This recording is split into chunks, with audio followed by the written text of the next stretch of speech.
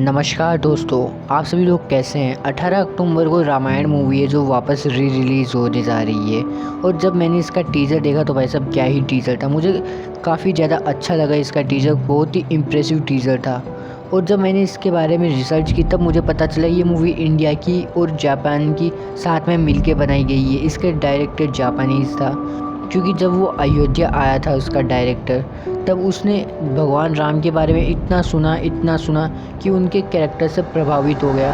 और उन्होंने ठान लिया कि इस रामायण को सिर्फ इंडिया तक सीमित नहीं रख सकते, पूरी दुनिया तक इसका प्रचार होना चाहिए।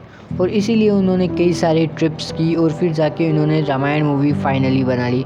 और इस पर जब प्रभु राम की वॉइस है वो दी है अरुण गोविल ने, और जो इसमें रावण की वॉइस है वो दी है द लेजेंड अमरीश पुरी ने। ये सब तो हो गई मूवी की अच्छी चीज़ें। अब चलते हैं इसके नेगेटिव पॉइंट्स पर, जहाँ पे मैं बता दूं कि इसमें जो मैंने इंग्लिश डब ट्रेलर देखा तब इसमें मैंने नोटिस किया कि जहाँ पे रावण हकीकत में जटायु के पंख काटता है तो इसमें जटायु के पैर काटे थे रावण ने।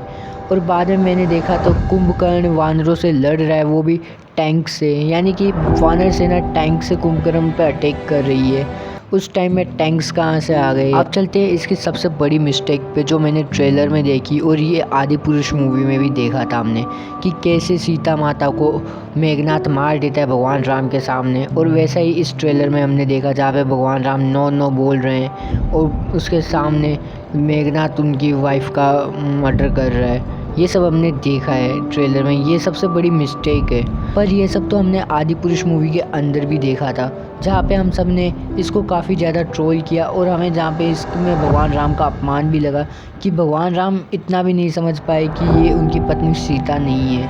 और तो हमें इससे क्या मानना चाहिए, क्या इस रामायण मूवी में भी यही सब सिनेरियो है, इस पर भी भगवान राम का अपमान किया गया है?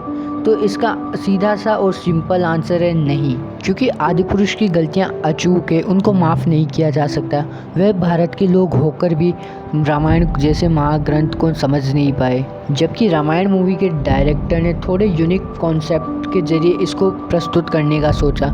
उनका इंटेंशन भगवान राम का अपमान करने का नहीं था, बल्कि रामायण जैसे ग्रंथ को प्रमोट करने का था। हम इसे ऐसे समझ सकते हैं कि भगवान शंकर के कई सारे भक्तों को उनकी सेवा करनी नहीं आती थी, वो उनको अपने हिसाब से सेवा करते थे और कभी कभार उनको मांस भी खिलाया करते थे।